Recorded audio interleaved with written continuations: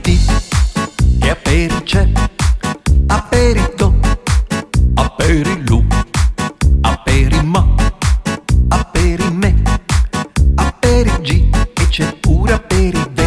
Ma per fortuna poi che arriva un altro aperisabato.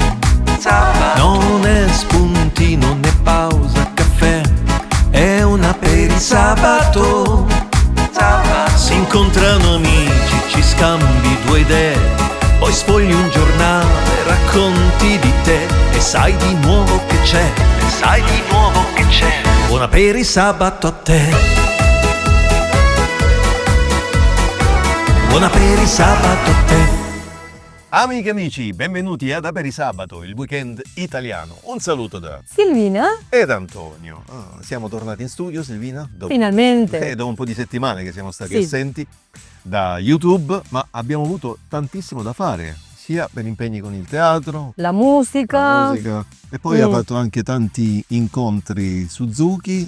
E oggi facciamo un attimo una specie di diario di viaggio, di quello che abbiamo fatto in questi mesi. Tu hai cominciato con un viaggio in Calabria a Lorica. Si trova sulla Sila, è un posto bellissimo. Bellissimo, a 1314 metri. I bambini sono stati impegnati comunque sempre, come sempre, nei corsi Sì. tenuti da professori anche internazionali. Con le lezioni individuali, dopo le lezioni gruppali, alla fine un concerto finale. Ok. E hai incontrato anche dei professori molto molto interessanti, Yes, due no? cugini, Sì, Egisto e e Fausto. Fausto Castiglione.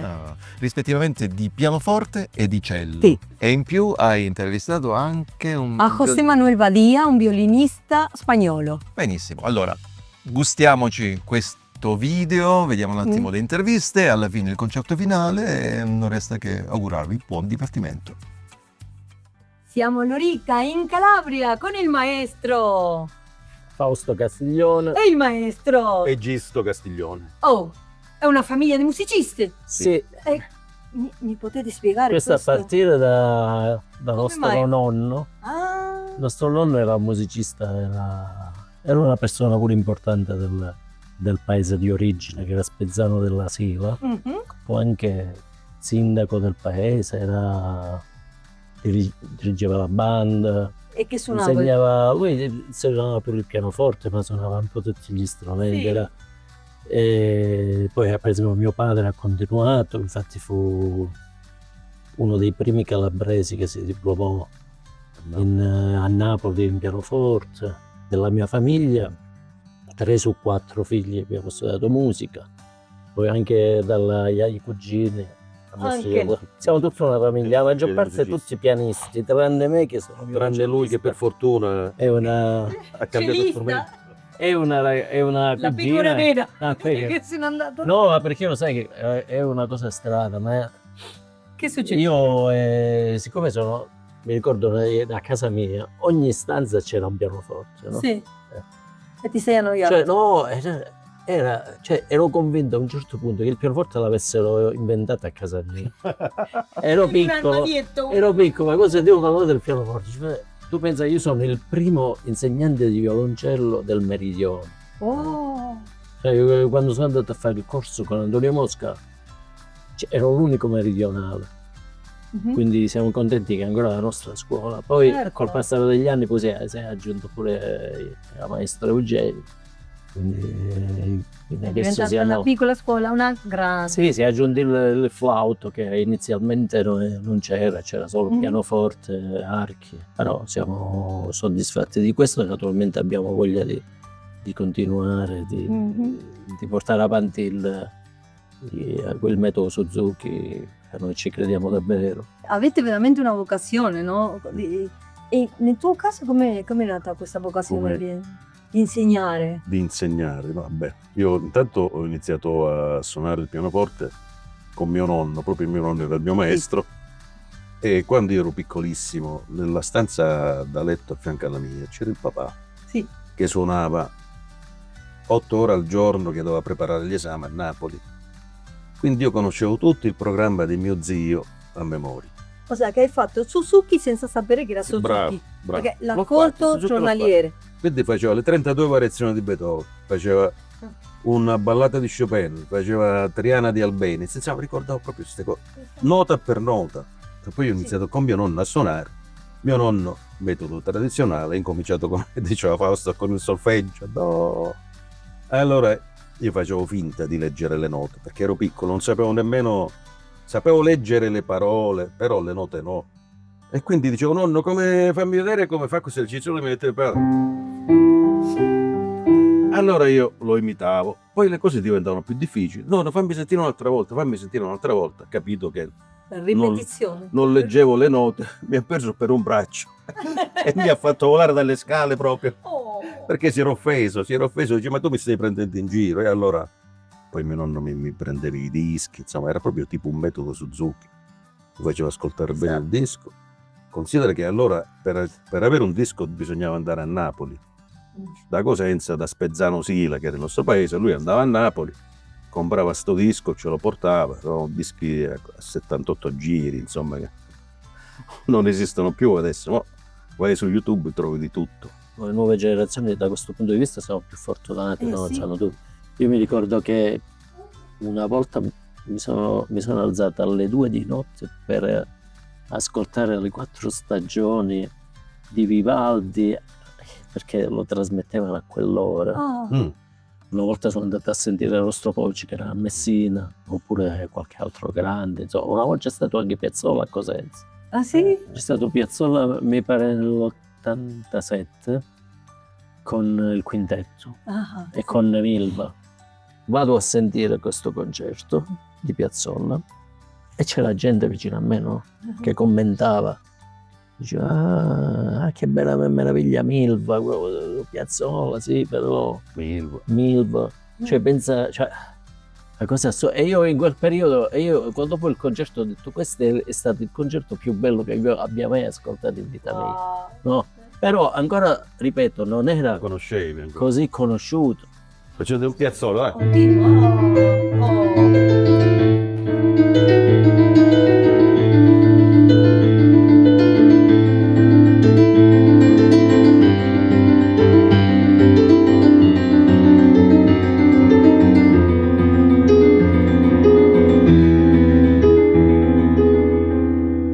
dato che l'ha nominato Fausto, allora È giusto. era necessario No? fare qualcosa. Un Va? omaggio.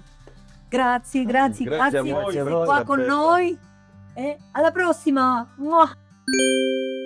Hoy tenemos el placer de estar con José Manuel Badía. Hola, ¿cómo estás? Encantado. Me encanta estar con vos porque siempre que nos reunimos realmente es un evento, algo muy especial. ¿Por qué? Porque nos vemos siempre, nos encontramos quizás 1 o 2 veces al año en los encuentros Suzuki, ¿verdad? Correcto. ¿Qué importancia le das vos a estos o qué valor le das a estos encuentros? Estos encuentros se están convirtiendo cada vez más importantes para la familia. No solo para los niños, para que puedan desarrollar en 4, 5, 6 días una cantidad de música, que puedan solamente centrarse en la música, sino como creo que también se están convirtiendo en una gran convivencia, en un gran espacio único, como un paréntesis en tu vida, donde puedas estar con la familia y tu hijo, tus hijos o tus hijas juntos, solamente haciendo una cosa juntos, sin pensar en todo lo rutinario, en todo el estrés de la vida. Entonces creo que se convierte en una parte fundamental para ellos, que lo viven con una pasión enorme, porque no tienen que estar preocupados ni de la compra, por así decirlo, ni del trabajo, ni del teléfono móvil. Desconectan todo el mundo, entonces se vuelven a reconocer entre ellos, pero aparte conocen a otra gente. Claro. Es lo más maravilloso, ¿no? Y encima comparten esa vivencia con otra gente que es en el mismo punto que ellos. Sí, claro, y además se da esa especie de amistad, ¿no? Bueno, sí, es una amistad que se renueva año a año. Y estábamos contando que para algunos chicos hace 6 años que se conocen. Correcto. Es muchísimo. Así es. Decía que los ves crecer y es algo muy bonito. Y como profesor, ¿te pasa de Sí. encontrarte a los mismos alumnos durante estos Sí, encuentros? Ya me pasó, por suerte, como alumno. Yo cuando era alumno también tengo la suerte de decir que tengo amigos de cuando yo era muy joven. Hoy los tengo. Fuiste como un niño Suzuki. No fui niño Suzuki como tal, pero sí mi familia, es músico.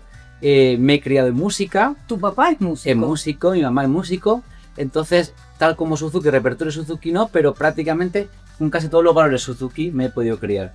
Y además yo creo que algo súper importante en estos encuentros es la energía. Es como recargar las pilas, ¿no? Como padres y también como alumnos. Correcto.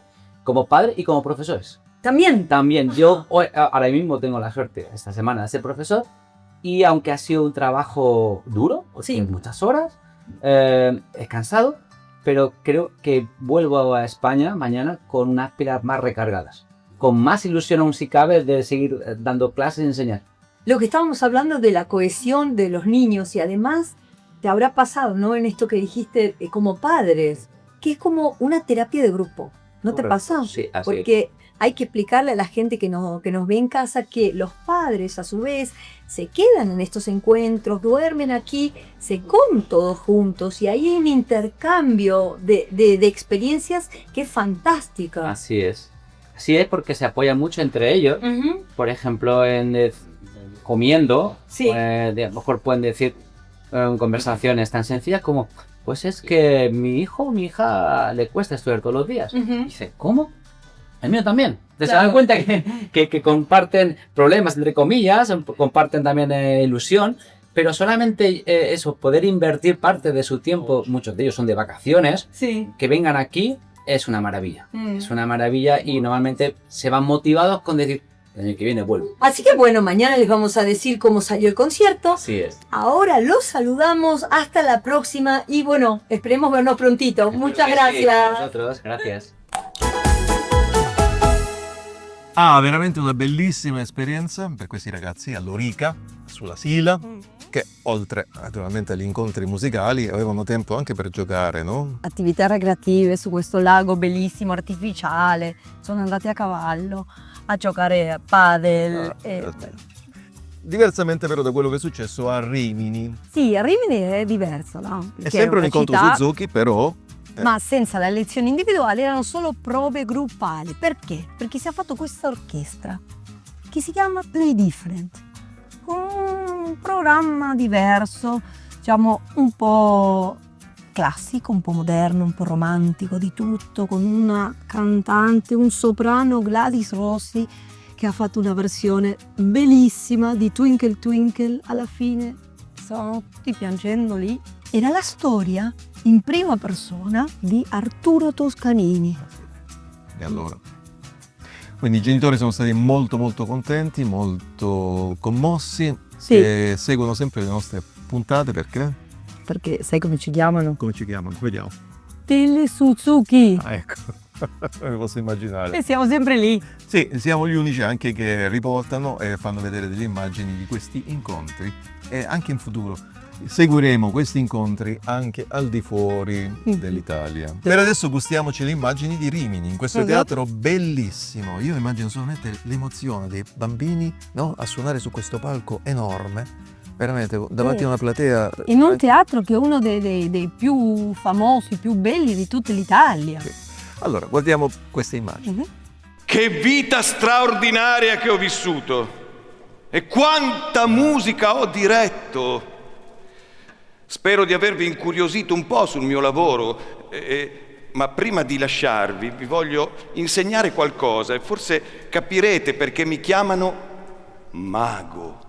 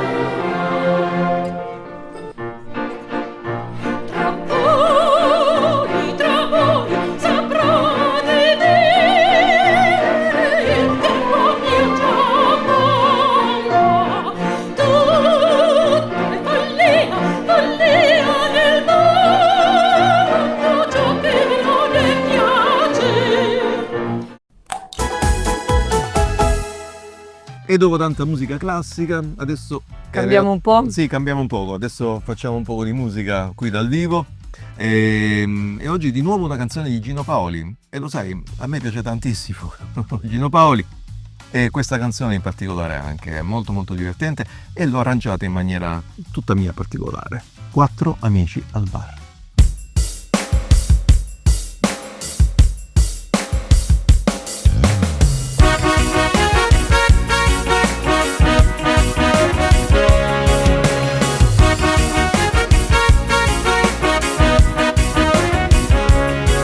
Eravamo 4 amici al bar che volevano cambiare il mondo, destinati a qualche cosa in più che una donna ed un impiego in banca. Si parlava con profondità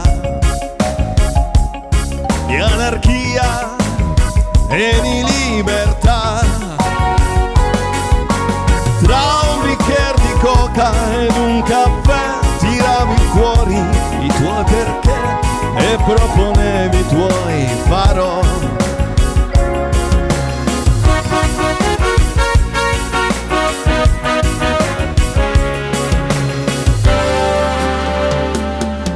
Eravamo 3 amici al bar, uno si è impiegato in una banca, si può fare molto pure in 3, mentre gli altri se ne stanno a casa. Si parlava in tutta onestà di individui e solidarietà. Tra un bicchiere di vino ed un caffè tiravi fuori i tuoi perché e proponevi i tuoi però.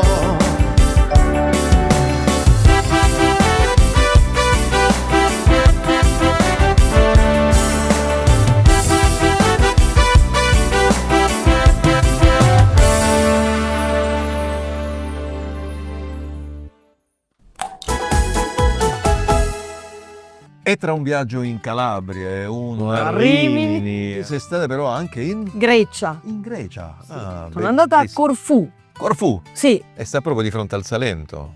Ci sono molte similitudini tra Grecia e Salento. il sole. Sì, il sole, l'acqua, il mare. Poi in Grecia ci stanno un sacco di gatti. Sì, gatti, Ma che una felicità! Mi sono fatto un paio di foto. Sì, quando Silvina vede un gatto deve fare per forza una foto, perché se no- No, in realtà però ne hai fatti un no, paio? no, 105. Ah, ecco, un paio. Sì, sono carinissimi. Eh. Che posso fare? E poi da Corfù hai fatto un bellissimo giro in barca La isola di Paxos. all'isola di Paxos. Una bellissima isola. C'è anche una Laguna blu. E si poteva scendere dalla barca, fare l'immersione, fare il bagno. Fare in questa l'immersione, laguna. fare il bagno. Sì, c'erano tanti pesciolini di colori. Ah, un sogno. Allora, guardiamo un po' di immagini, va bene? Sogniamo un po' dell'estate, in questo periodo freddissimo. Che bello viaggiare, davvero. E ogni volta che ci penso mi torna alla mente la magia della Grecia.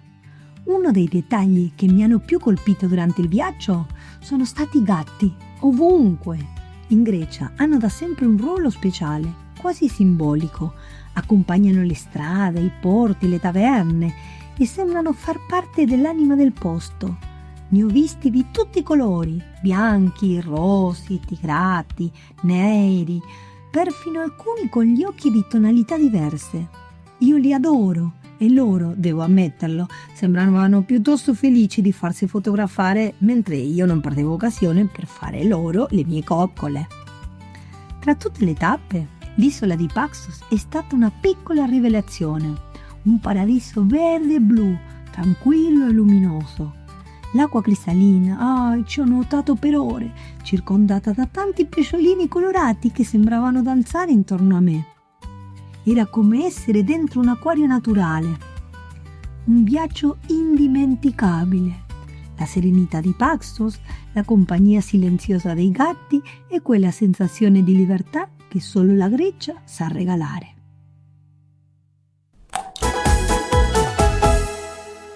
E visto che abbiamo parlato della Grecia, oggi abbiamo il nostro spazio Cinema! Oggi portiamo una serie greca che è stata ambientata proprio a Paxos, Corfù e Atene. Diretta e interpretata da Christoforos Papakaliatis e praticamente il titolo è Maestro in blu. Di che cosa si tratta? È un musicista che si trasferisce in quest'isola e vuole presentare, proprio fare un festival. Un festival. Sì. Però la gente del luogo è un po' contraria. Sì, è un po' sconvolta, no? Tanti cambiamenti in una isola, poche persone. Ha 3 stagioni e una storia d'amore. Anche d'amore? Sì. Eh sì, perché si innamora anche di una pianista, Clelia. In ogni caso, una serie da vedere, per adesso come dicevo, 3 stagioni, forse ci sarà anche una quarta, però i posti, la location è veramente bellissima, sono dei posti incantevoli da visitare. E siamo arrivati già alla fine di questa puntata. Oh, sì, veloce. Veloce. E se volete scriverci, l'indirizzo come sempre redazione@aperisabato.com. Altrimenti su quali social siamo, Silvina? Su tutti I social. E se vi è piaciuta questa puntata, abbonatevi al canale, mettete un mi piace o cliccate sulla campanellina per ricevere per primi le notifiche su nuovi contenuti. Adesso abbiamo anche un poco da fare in questo periodo. Abbiamo tante sorprese. E tante sorprese, sì. Quindi non resta altro che darvi appuntamento alla prossima puntata. Ciao a tutti! Ciao! Buon apperi sabato te.